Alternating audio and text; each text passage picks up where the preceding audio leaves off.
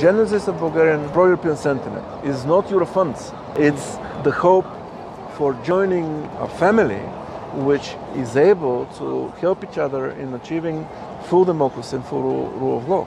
That is, in essence, a rule of law crisis.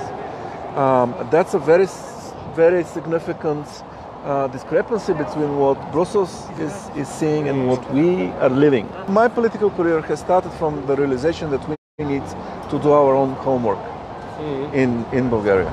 We have to stop hoping that somebody coming from Brussels or Berlin is going to do our job. But first of all, corruption in Bulgaria is about abusing Euro funds. So these are the money taken from the pockets of ordinary Europeans, Germans, Bulgarians also. And then if European guarantees and European institutions are unable to perform their duty, and that is the key word here, the European Commission has a duty to guarantee a minimal legal order that is common for every European, including Bulgarians. If they are politically handicapped to guarantee that as in Sofia, they can fail anywhere. And now we have to understand Borisov, unlike Orban and Kaczynski, is not challenging ideologically the values of the European Union. He is a quiet practitioner.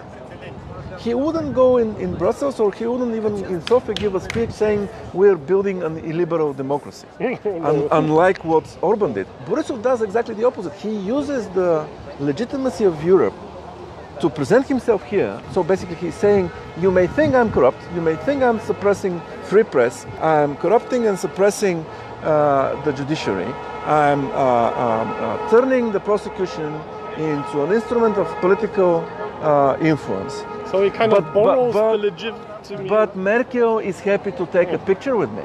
And so he's using the very serious reputational capital of Germany here and Europe to basically turn it into his own political capital.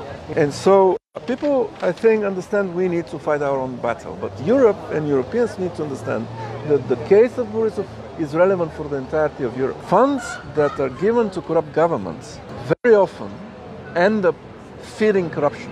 It's a European solidarity, and they have a purpose, and that purpose should be betterment of the conditions of life and not betterment of the conditions of corruption.